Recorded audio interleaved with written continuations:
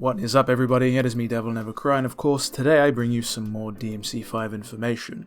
Now this information comes from a Korean interview that was done yesterday, I believe, with Capcom, in which we learned some very interesting details.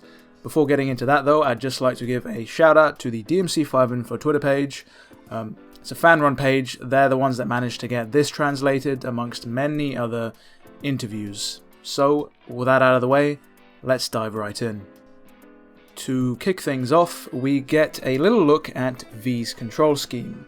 It turns out that triangle is indeed mapped to shadow, and square is indeed mapped to square, sort of acting as the melee and sort of projectile buttons respectively, and Nightmare is only summoned with the L1 button, of course, the button we all know that's tied to the Devil Trigger.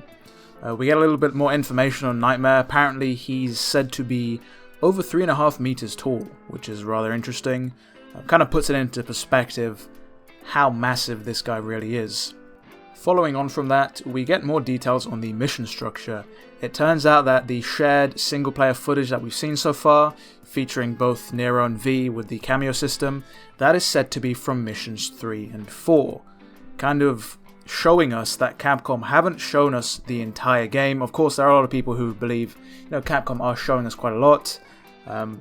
But as we find out, the game is said to be over 15 hours long, based on internal testing.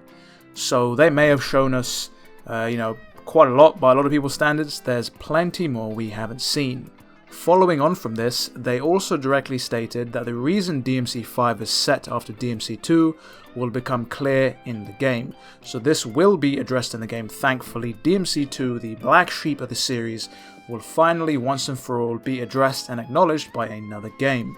To add to this info, I just want to say this game is set to be the longest in the DMC franchise.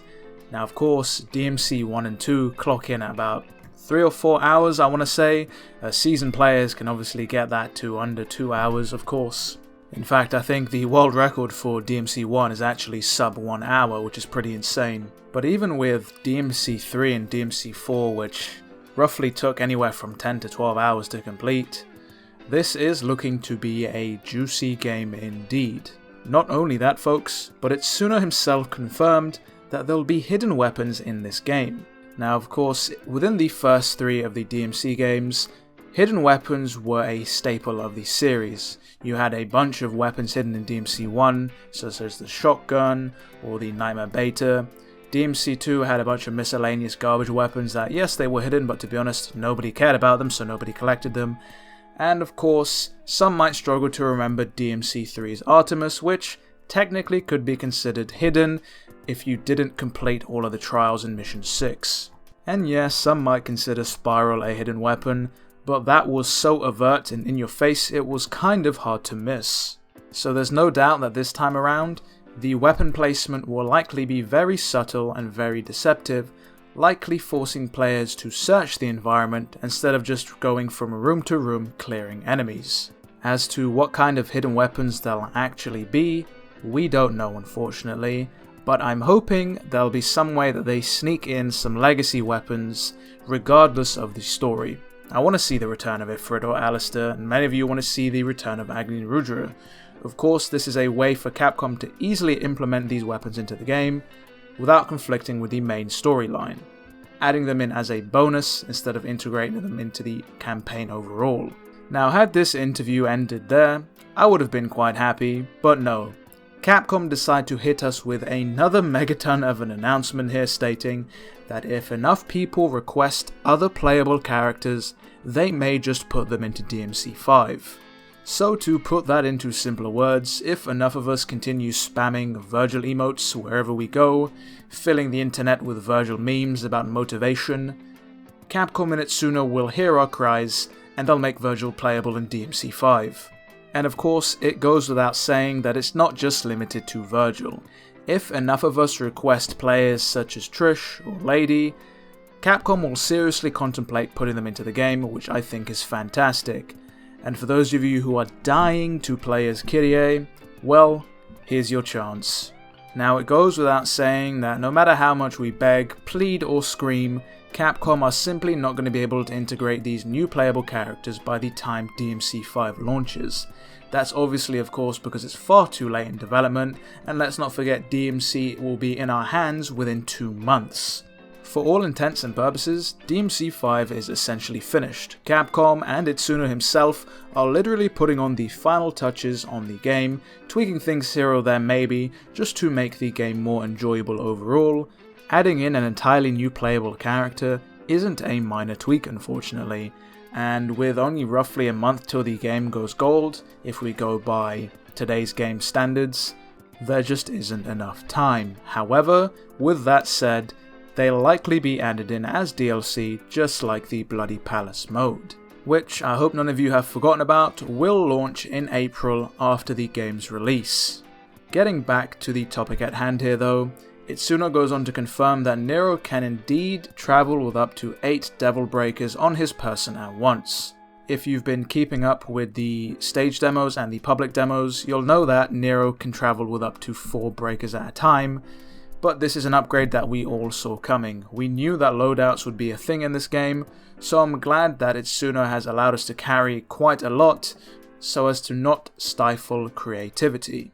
He did go on to say, however, that the amount of Devil Breaker pickups that you're able to find during gameplay will reduce as the difficulty increases. So that means you won't be able to find a plethora of arms on DMD, you'll in fact have to strategically play so as to not waste all of your options and put yourself in an unwinnable situation. That means you'll probably be thinking twice before you use a breakaway maneuver or one of the Devil Breaker's special moves.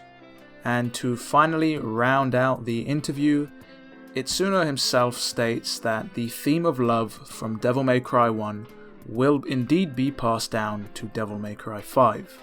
What this means exactly can be anybody's guess. The sentence is vague enough to where it can encompass a multitude of things but at the same time exclude some others. If we decide to hone in on DMC 1 for the moment, we'll realize that Dante's plight is all for the sake of revenge.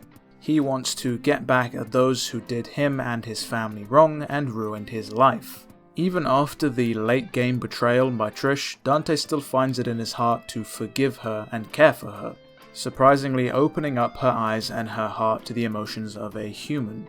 So how exactly does this translate into DMC5, you ask? Well, looking at DMC5, we obviously know that it's going to be based on the Sparda family line. We don't know if Dante is still out for revenge or not, but maybe the story will force him to enact his revenge.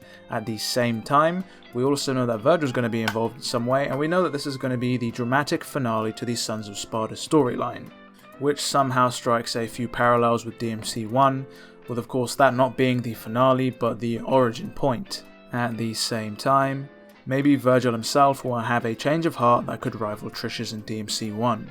Maybe seeing his brother after all these years and the son that he likely never knew he had will allow him to have a change of mind when it comes to humans and humanity in general.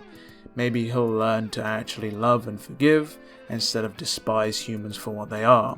Of course, I should mention that this is just what I think Itsuno meant by this comment. He could mean something else entirely, or maybe you've come up with something better. Just let me know down in the comments below. And that about wraps it up for all the large points of the interview that I wanted to address. Now I will say that there are a few other smaller points that I didn't really feel were relevant or big enough for me to actually discuss, so I will leave a link to this interview in the description which you can read in your own time. With that all said and done though, do let me know what you think in the comments section below.